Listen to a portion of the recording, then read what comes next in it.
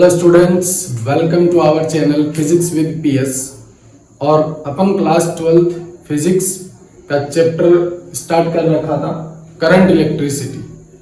तो last lecture में बच्चों अपन ने बात की थी कि ओम का नियम क्या होता है। फिर ओम के नियम का अपन ने सदिश रूप लिखा था J equals to sigma into E. आज अपन बच्चों बात करेंगे प्रतिरोधों का संयोजन, कॉम्बिनेशन ऑफ रेजिस्टेंसेस। अब देखो बच्चों, प्रतिरोधों का जो संयोजन है वो दो प्रकार का होता है। सबसे पहले अपन बात करते हैं किसकी? श्रेणी क्रम संयोजन की। श्रेणी क्रम संयोजन। देखो, प्रतिरोधों का संयोजन क्या होता है बच्चों कि अपन प्रतिरोधों को कितने प्रकार से जोड़ सकते हैं। क्लियर है? प्रतिरोधों को जोड़ने का जो तरीका है उसी को अपन क्या बोलते हैं? संयोजन बोलते हैं। तो बात करते हैं किसकी? श्रेणी क्रम संयोजन की। श्रेणी क्रम संयोजन क्या होता है बच्चों? मान लो मेरे पास 3 प्रतिरोध हैं और तीनों प्रतिरोधों को मैंने कुछ इस तरीके से जोड़ दिया। ध्यान से देखो, इसको बोला है मैंने R1, इसको बोला है R2 और इसको मैंने बोल दिया R3। यानी पहले प्रतिरोध का दूसरा सिरा दूसरे प्रतिरोध के पहले सिरे से जुड़ा है। ऐसे ही दूसरे प्रतिरोध का दूसरा सिरा तीसरे प्रतिरोध के पहले सिरे से जुड़ गया। तो ये वाला जो कॉम्बिनेशन है वो क्या कहलाता है? सीरीज कॉम्बिनेशन, श्रेणी क्रम संयोजन कहलाता है। फिर इस संयोजन को अपन क्या करते हैं बच्चों? एक बैटरी से जोड़ देते हैं। ये लो जी, यहां से विभवांतर कितना मिलेगा? V। अब आपको दो चीजें याद रखनी है बच्चों। श्रेणी क्रम संयोजन में केवल और केवल दो चीजें आपको याद रखनी है। कौन कौन सी? कि जब अपन इस पूरे संयोजन को बैटरी से जोड़ते हैं तो इस परिपथ में धारा कितनी है? I। तो श्रेणी क्रम संयोजन में तीनों प्रतिरोध के अंदर धारा का मान क्या होगा बच्चों? समान होगा। यानी जो करंट की वैल्यू है वो तीनों के अंदर क्या होगी? सेम होगी। बात करें अपन किसकी? विभवांतर की। तो विभवांतर देखो तीनों प्रतिरोध के लिए अलग अलग होगा। क्यों? क्योंकि तीनों का कॉम्बिनेशन देखो इस तरीके से है कि एक के बाद एक जुड़ा हुआ है। यानी जो विभवांतर है वो तीनों प्रतिरोधों का क्या होगा? अलग होगा। तो पहले वाले के सिरों पर विभवांतर अपन V1 बोल दें, दूसरे वाले के सिरों पर विभवांतर V2 और तीसरे वाले के सिरों पर विभवांतर V3। यानी करंट की वैल्यू तो तीनों के अंदर सेम होगी और विभवांतर तीनों का क्या होगा? अलग अलग होगा। क्लियर है बच्चों इतनी सी बात? अब अपन क्या करते हैं? इस कॉम्बिनेशन के लिए ओम का नियम यूज करते हैं। और ओम का नियम क्या होता है बच्चों? V equals to IR।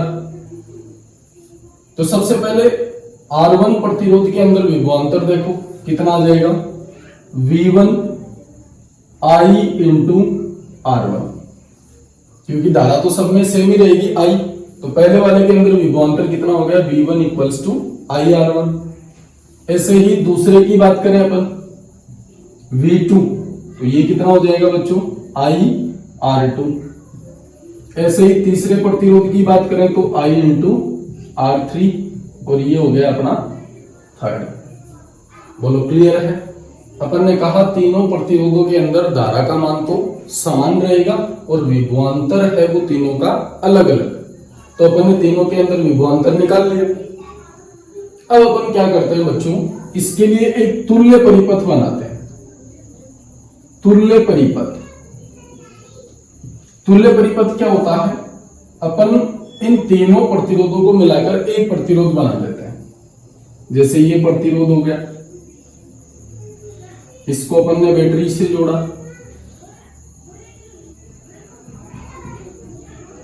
अब अपन ने तीनों को मिलाकर यानी तीनों प्रतिरोधों का काम ये एक करेगा। समझ रहे हो मेरी बात? देखो, मैंने तीनों प्रतिरोधों की जगह एक प्रतिरोध मान लिया। अपन को करना क्या है? ध्यान से सुनो। अपन ने इन तीनों प्रतिरोधों को श्रेणी क्रम में जोड़ा है और श्रेणी क्रम में जब जोड़ते हैं तो अपन को ये देखना है कि इस पूरे परिपथ का कुल प्रतिरोध कितना आएगा, यानी तुल्य प्रतिरोध कितना आएगा। तो मैंने कहा कि आप इन तीनों को एक जगह मान लो, तीनों की जगह एक प्रतिरोध मान लो, जिसको मैंने बोल दिया आर इक्विवेलेंट। इसमें धारा कितनी है बच्चों, आई। तो यहां से इस वाले परिपथ में मैं विभवांतर निकालूं तो मेरे पास आएगा आई इंटू आर इक्विवेलेंट। क्लियर है बच्चों, ध्यान से देखो, बैटरी का ये वाला विभवांतर ही तीनों जगह डिवाइड हो गया। बैटरी का विभवांतर कितना है यहां से V, यानी बैटरी कितना विभवांतर लगाएगी, V लगाएगी, और यही विभवांतर तीनों प्रतिरोध के सिरों पर अलग अलग बंट गया। तो अपन ने बोला कि आप इन तीनों की जगह एक प्रतिरोध मान लो, जिसको आर इक्विवेलेंट बोलेंगे अपन। तो V इक्वल्स टू क्या हो जाएगा, I इंटू आर इक्विवेलेंट। अब मैंने कहा यही वाला विभवांतर तीनों जगह डिवाइड होगा, तो अगर मैं इन तीनों को ऐड करूं तो वापस किसके बराबर आएगा, V के बराबर।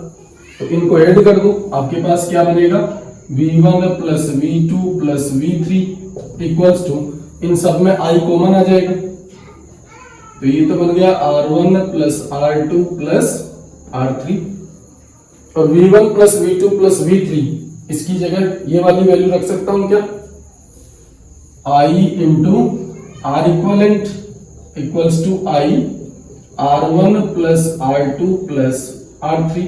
देखो I से I कैंसिल हो जाएगा, तो R इक्विवेलेंट कितना आ गया आपके पास, R1 plus R2 plus R3। तो ये श्रेणी क्रम संयोजन में तुल्य प्रतिरोध आ गया बच्चों। श्रेणी क्रम संयोजन में क्या आ गया, तुल्य प्रतिरोध, R equivalent equals to R1 plus R2 plus R3। अब देखो इस परिपथ में मैंने केवल 3 प्रतिरोध जोड़े हैं। यदि मैं इसी में n प्रतिरोध जोड़ दूं, n प्रतिरोध, तो n प्रतिरोध के लिए क्या हो जाएगा बच्चों, R equivalent equals to R1 plus R2 plus R3 and so on R। यानी श्रेणी क्रम संयोजन की बात करें तो श्रेणी क्रम संयोजन में परिपथ का तुल्य प्रतिरोध कितना होगा बच्चों, आप जितने भी प्रतिरोध जुड़े हुए हैं आप सबको ऐड कर दो, तो वो आपके पास क्या आ जाएगा, तुल्य प्रतिरोध। तो नोट करो बच्चों, आगे देखते हैं।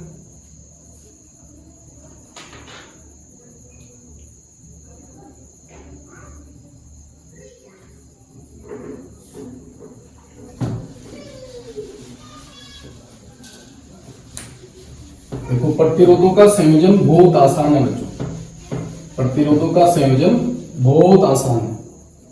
अब देखो ये फॉर्मूला अपना तुल्य प्रतिरोध निकालने के लिए अपन यूज कर सकते हैं। अब यहां सबसे इंपॉर्टेंट जो टॉपिक है वो देखो बच्चों, नोट लगा के बात करते हैं। अगर मैं बोलूं कि तीनों प्रतिरोधों के अंदर धारा का मान समान है, तीनों प्रतिरोधों के अंदर धारा का मान तो समान होगा। अब इसमें कई बार आपको विभवांतर का अनुपात पूछ लेता है, विभवांतर का अनुपात। तो ये आपके पास 3 प्रतिरोध थे, इस तरीके से 3 प्रतिरोध थे। इसको आपने R1 बोला, इसको R2 और इसको R3। अपन ने बोला कि तीनों के अंदर धारा का मान क्या रहेगा, समान। इसका विभवांतर V1 था, इसका V2 और इसका V3। तो अगर मैं बात करूं V1 ratio V2 ratio V3 की, यानी V1 V2 और V3 का अनुपात क्या होगा, तो V1 की वैल्यू क्या आई थी आपके पास, I इंटू R1, V2 की वैल्यू आई थी I इंटू R2 और V3 की वैल्यू आई थी I इंटू R3। तो I से I कैंसिल हो जाएगा, क्या बचेगा आपके पास, R1 ratio R2 ratio R3। यह विभवांतर का अनुपात है बच्चों। कई बार क्या होता है, अगर आपको पूछ सकता है कि 3 प्रतिरोध श्रेणी क्रम में जुड़े हैं, प्रतिरोधों का मान दे देगा, फिर आपको बोलेगा कि इन तीनों प्रतिरोधों के अंदर विभवांतर का अनुपात क्या होगा, क्योंकि धारा तो सेम ही रहेगी। धारा का अनुपात पूछे तो धारा का अनुपात जैसे I1 ratio I2 ratio I3, तो ये तो क्या हो जाएगा 1 रेशियो 1 रेशियो 1, क्योंकि करंट की वैल्यू सबके अंदर क्या है, सेम है बच्चों। अगर विभवांतर का अनुपात पूछे तो R1 अनुपात R2 अनुपात R3, और करंट की वैल्यू तो सबके अंदर सेम है तो 1:1:1 हो जाएगा। क्लियर है? तो नोट करो, आगे देखते हैं।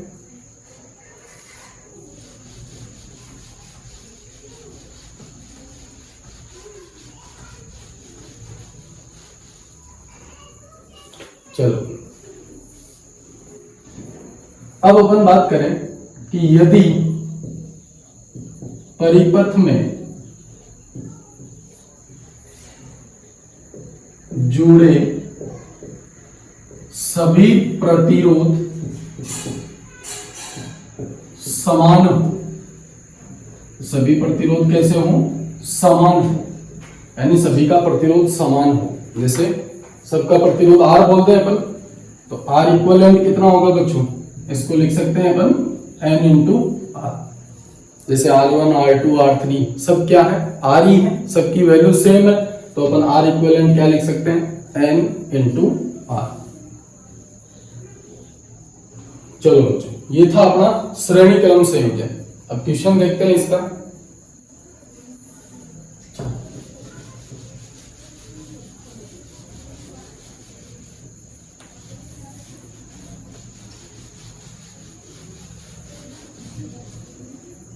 चलो क्वेश्चन से क्लियर करते हैं। मान लो ये आपके पास 3 प्रतिरोध हैं, तीनों प्रतिरोधों को मैंने एक बैटरी से जोड़ा। R1 है मान लो आपके पास 2 ओम, R2 है 4 ओम और ये है 6 ओम। यहां बैटरी का जो पोटेंशियल है वो कितना है? 6 वोल्ट, यानी बैटरी कितना विभवांतर लगाएगी? 6 वोल्ट लगाएगी। मान लो इसमें धारा कितनी है? I। तो आपको 3 चीजें फाइंड करनी है। सबसे पहले तो R इक्विवेलेंट क्या होगा, R इक्विवेलेंट बताना है। दूसरा आपको धारा का मान बताना है, धारा कितनी होगी। और तीसरा आपको बताना है कि प्रत्येक प्रतिरोध के सिरों पर विभवांतर। अब वीडियो को पॉज करो और क्वेश्चन खुद से करो। चलो देखते हैं। सबसे पहले अपन बात करेंगे किसकी? R इक्विवेलेंट की, R तुल्य, यानी तुल्य प्रतिरोध कितना होगा। तो श्रेणी क्रम में तुल्य प्रतिरोध क्या था बच्चों आपके पास? R equivalent equals to R1 plus R2 plus R3। तो डायरेक्ट जोड़ सकते हैं अपन, 2 ओम 4 ओम और 6 ओम। 2 ओम 4 ओम और 6 ओम कितना हो गया बच्चों? 4 और 2 6, 6 और 6 12 ओम। ये तो तुल्य प्रतिरोध आ गया। फिर अपन बात करते हैं किसकी? धारा की। धारा कितनी आएगी बच्चों? तो इसके लिए ओम का नियम लगाएं अपन। ओम का नियम क्या होता है? V equals to I R. तो I इक्वल्स टू हो जाएगा V अपॉन R। तो V देखो कौन सा लेना है? ये वाला। बैटरी कितना विभवांतर लगाती है? 6 वोल्ट। तो ये तो हो गया 6 अपॉन R। अब तुल्य प्रतिरोध आ गया अपने पास कितना? 12, यानी ये आ जाएगा आपके पास 0.5 एम्पियर। क्लियर है बच्चों? 0.5 एम्पियर। 6 को 12 से डिवाइड करोगे कितना आ जाएगा? 0.5 एम्पियर। चलो ये धारा का मान हो गया। तीसरा अपन बात करें किसकी? प्रत्येक प्रतिरोध के सिरों पर विभवांतर। तो पहले प्रतिरोध के लिए विभवांतर V1, दूसरे के लिए V2 और तीसरे के लिए V3। तो पहले वाले के लिए क्या आ जाएगा? V1 equals to I into R1। तो I की वैल्यू कितनी है? 0.5 इंटू R1 कितना है बच्चों? 2। तो कितना आ गया? 1 वोल्ट आ जाएगा। चलो दूसरे के लिए बात करें तो V2 equals to I R2। तो I तो कितना है आपके पास? 0.5 और R2 कितना है बच्चों? 4। तो ये कितना आ गया? 2 वोल्ट आ जाएगा। ऐसे ही अगर अपन V3 की बात करें तो V3 क्या आ जाएगा IR3। तो I तो है आपके पास 0.5 इंटू R3 कितना है 6, तो ये कितना आ गया 3 वोल्ट आ गया। देखो बच्चों अभी मैंने क्या कहा था कि इस बैटरी का जो विभवांतर था वही प्रतिरोध के अनुसार तीनों जगह डिवाइड होता है। तो इनको ऐड करो 1 और 2 3 और 3 कितना हो गया 6 वोल्ट। देखो इसी के इक्वल आ रहा है क्या। अब इसी क्वेश्चन को आप ऐसे भी कर सकते हो, जैसे अभी आपको पूछे कि विभवांतर का अनुपात, तो श्रेणी क्रम में विभवांतर का अनुपात क्या था V1 ratio V2 ratio V3, और ये किसके इक्वल आया था R1 ratio R2 ratio R3 के। तो R1 कितना बच्चों 2, R2 कितना है 4 और R3 कितना है 6। अब 2 से डिवाइड कर दो तो 1 रेशियो 2 रेशियो 3, और डायरेक्ट कर सकते हैं क्या अपन, कोई दिक्कत नहीं है। यहाँ पर विभवांतर कितना लगाया आपने, सॉरी V1 के अंदर कितना था 1 वोल्ट, V2 के अंदर 2 वोल्ट और V3 के अंदर 3 वोल्ट। देखो यही अनुपात आ रहा है क्या बच्चों। और अगर आपको धारा का अनुपात पूछे तो वो तो अभी भी क्या रहेगा 1 रेशियो 1, क्योंकि धारा का मान श्रेणी क्रम संयोजन में क्या होता है बच्चों समान होता है। तो नोट करो, देखते हैं आगे।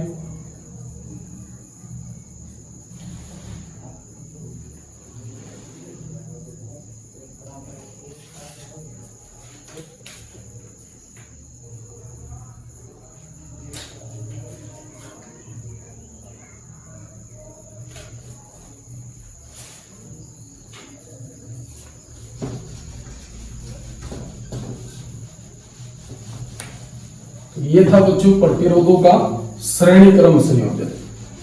अब बात करते हैं अपन किसकी, समांतर क्रम संयोजन की।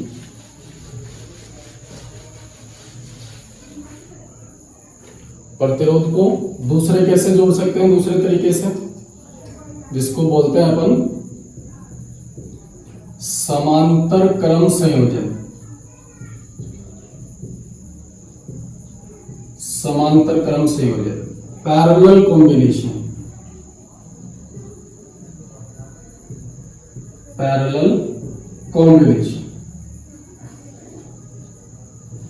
पैरेलल कॉम्बिनेशन क्या होता है बच्चों, समांतर क्रम में कैसे जोड़ेंगे, ध्यान से देखो। मेरे पास ये 3 प्रतिरोध हैं,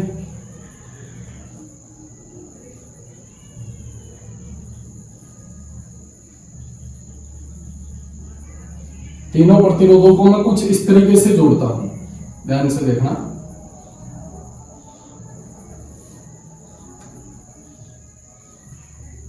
ये लो, मैंने हर प्रतिरोध का पहला सिरा एक पॉइंट से और दूसरा सिरा दूसरे पॉइंट से, और फिर इस पूरे कॉम्बिनेशन को अपन एक बैटरी से कनेक्ट कर लेते हैं।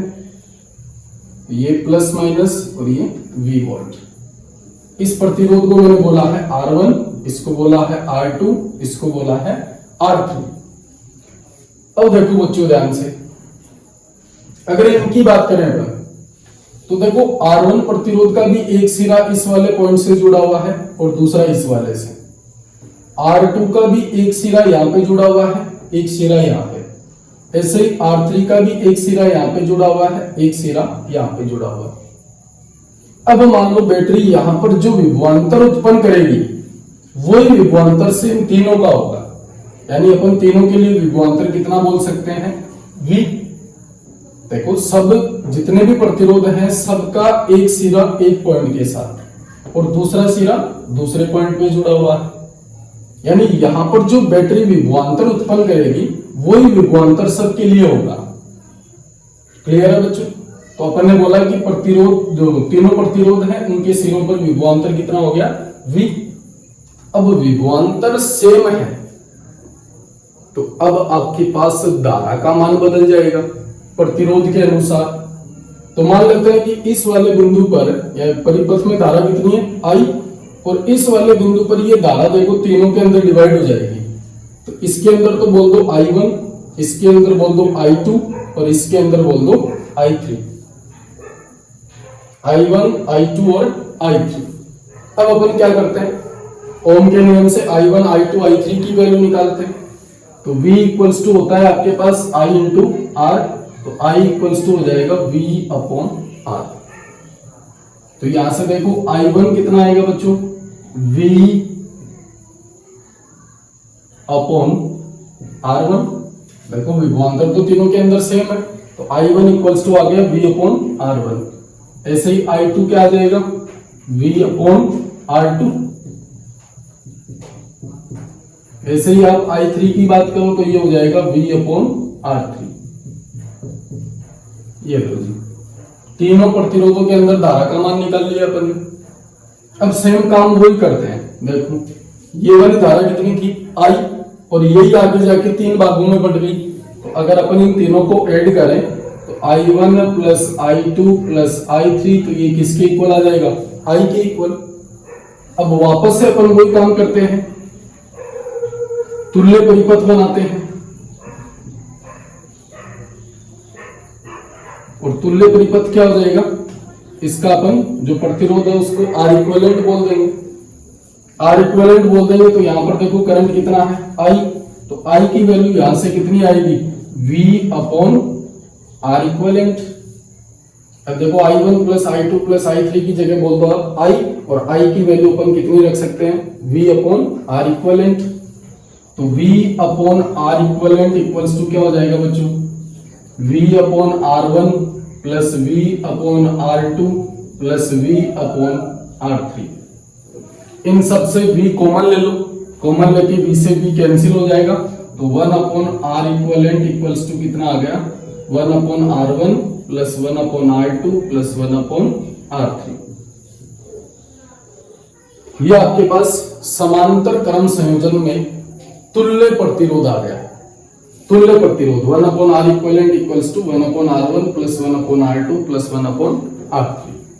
तो नोट करो बच्चों, देखते हैं आगे।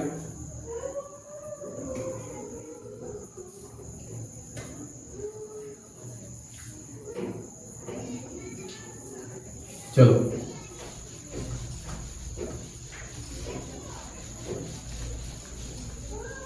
ये तो आ गया अपने पास तुल्य प्रतिरोध।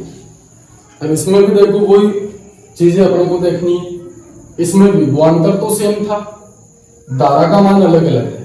तो आपको पूछे कि करंट का ये रेशियो बताओ, तो करंट का रेशियो क्या आ जाएगा, I1 ratio I2 ratio I3, देख सकते हैं।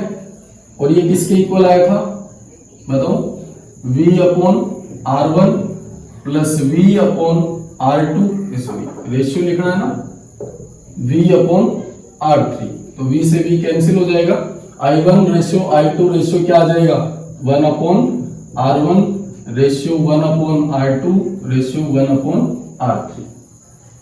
तो धारा का अनुपात कितना आ गया, 1 upon R1 1 upon R2 1 upon R3। अगर विभवांतर का अनुपात पूछे इस बार तो वो कितना आएगा, विभवांतर तीनों का सेम है तो 1 रेशियो 1 हो गया। क्लियर है बच्चों। तो ये चीज अपने को इंपॉर्टेंट है, याद रखनी है। धारा और विभवांतर का अनुपात पूछ सकता है। श्रेणी क्रम संयोजन में धारा का अनुपात कितना आया था, 1 रेशियो 1 आया था। विभवांतर का अनुपात क्या था, R1 अनुपात R2 अनुपात R3। ऐसे ही समांतर क्रम में धारा का अनुपात कितना हो जाएगा, 1 upon R1 1 upon R2 1 upon R3। विभवांतर तीनों का सेम है तो इसके लिए अनुपात क्या आ जाएगा, 1 रेशियो 1। चलो ऐसे ही अपन n प्रतिरोधों की बात करें कि यदि परिपथ में n प्रतिरोध जुड़े हैं तो 1 अपॉन R इक्विवेलेंट क्या आ जाएगा, 1 upon R1 plus 1 upon R2 plus 1 upon R3 and so on 1 upon Rn। यानी जितने भी प्रतिरोध हैं सबको 1 अपॉन में लिख के ऐड कर दो। क्लियर बच्चों, 1 अपॉन में लिख के ऐड करो। तो ये तो हो गई n प्रतिरोधों की बात। अब अपन बात करें कि यदि सभी प्रतिरोध कैसे हो, समान हो, यानी सबकी वैल्यू क्या हो, सेम हो, तो R इक्विवेलेंट क्या हो जाएगा बच्चों, 1 upon R equivalent equals to N upon R लिख सकते हैं क्या इसको? देखो 1 अपॉन में है value 1 upon R1 plus 1 upon R2 plus 1 upon R3, यानी सबकी वैल्यू सेम होगी तो क्या मानेंगे अपन 1 upon R plus 1 upon R plus 1 upon R, तो इसको मैंने क्या लिख दिया n अपॉन R। तो यहां से R इक्वलेंट क्या हो जाएगा R अपॉन n हो जाएगा। देखो समांतर क्रम में एक चीज और याद रखनी है बच्चों, लास्ट में जो वैल्यू आएगी वो 1 अपॉन आर इक्विवेलेंट के इक्वल आएगी, तो आपको आर इक्विवेलेंट में चेंज करना है उसको, यानी ये वाला जो अनुपात है उसको उल्टा कर देना। तो ये था अपने पास समांतर क्रम संयोजन। तो नोट करो, देखते हैं आगे।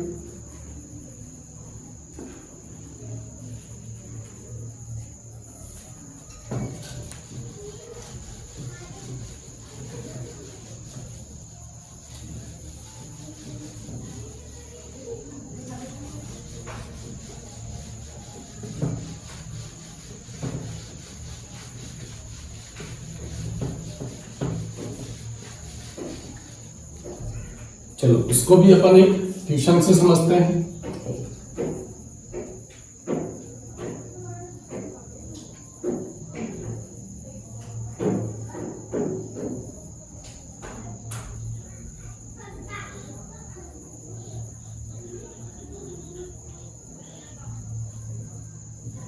ये 3 प्रतिरोध है अपने पास, इन तीनों को अपन ने बैटरी से जोड़ रखा है। बैटरी का जो विभवांतर है वो 12 वोल्ट है। ये आपके पास है 4 ओम, 8 ओम और 12 ओम, 3 प्रतिरोध है अपने पास। तो वही चीजें अपने को फाइंड करनी है। सबसे पहले आर इक्विवेलेंट क्या होगा, दूसरा विभवांतर की वैल्यू बताओ, और तीसरा है प्रत्येक प्रतिरोध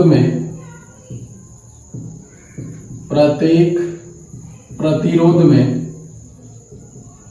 धारा का मान बताना बच्चों, प्रत्येक प्रतिरोध में धारा का मान।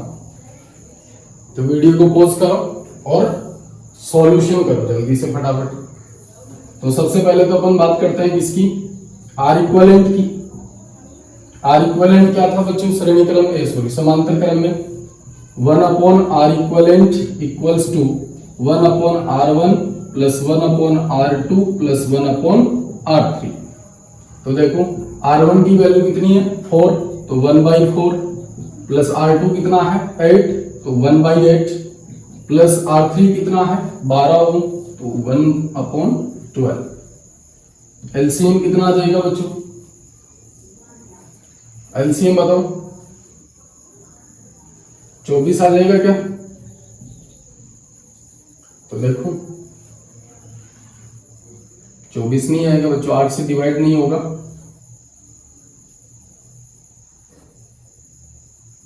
एलसीएम बताओ जल्दी। 48 ले लेते हैं एक बार। तो 12 चौक 48, 8 छिका 48 और 12 चौक 48, कितना हो गया 6 और 4 10, 12 और 10 22/48, यही होगा, सही है। 12 चौके 48, 8 छिके 48 और वापस से 12 चौके 48। चलो तो ये आर इक्विवेलेंट कितना आ जाएगा बच्चों 48/22 ओम। तो ये तो आर इक्विवेलेंट की वैल्यू आ गई। अब अपन को क्या पूछा है, विभवांतर। तो V इक्वल्स टू क्या होता है बच्चों I इंटू आर। तो सबसे पहले तो अपन क्या करते हैं, देखो V equals to I into R हो गया। तो सबसे पहले तो आप I की वैल्यू निकालो कितनी आएगी पूरे परिपथ में। यहाँ पे तो डिवाइड होगी अलग अलग, लेकिन पूरे परिपथ में भी I कितना हो जाएगा V अपॉन आर। तो V कितना है यहाँ पर 12 और R कितना है 48 अपॉन 22। तो ये हो जाएगा 12 चौके 48 और 22/4 एम्पियर। ये आपके पास करंट की वैल्यू आ गई। अब यही वैल्यू क्या होगी, इन तीनों के अंदर डिवाइड हो जाएगी, किसके अकॉर्डिंग, प्रतिरोध के अकॉर्डिंग। तो प्रत्येक प्रतिरोध में धारा का मान तो आप सीधा निकाल दो I1 ratio I2 ratio I3। ठीक है बच्चों, तो ये कैसे आएगा 1/R1 ratio 1/R2 ratio 1/R3। R1 कितना है देखो 1/4, 1/8 और 1/12। अगर आप इसको 2 से डिवाइड करो तो कितना आएगा 1/2, 1/4, 1/6। एक बार और कर दो 2 से डिवाइड तो ये हो जाएगा 1/1, 1/2, 1/3। अब सबको उल्टा कर दो तो 1:2:3 आ जाएगा। ठीक है ना, यानी करंट I1 यानी R1 में करंट कितना होगा 1, R2 में कितना होगा 2 और R3 में कितना होगा 3 एम्पियर। बोलो क्लियर है बच्चों। वैसे अलग अलग भी निकाल सकते हो, अलग अलग कैसे निकालोगे I1 = V/R1, ऐसे ही I2 = V/R2 और I3 = V/R3। इस वाले फॉर्मूले से आप क्या कर सकते हो, अलग अलग करंट की वैल्यू निकाल सकते हो। बोलो बच्चों क्लियर है। तो ये था अपने पास प्रतिरोधों का संयोजन, श्रेणी क्रम संयोजन और समांतर क्रम संयोजन। तो अगले लेक्चर में मिलते हैं बच्चों, उसके अंदर अपन बात करेंगे व्हीटस्टोन सेतु की, यानी व्हीटस्टोन ब्रिज क्या होता है, जो अपने जो प्रतिरोध है इन क्वेश्चनों को सोल्व करने के अंदर काम आता है। और उसमें अपन क्या करते हैं अज्ञात प्रतिरोध का मान ज्ञात करते हैं। तो अच्छे से प्रतिरोधों का संयोजन क्लियर है बच्चों। तो मिलते हैं अगले लेक्चर में, तब तक के लिए थैंक यू।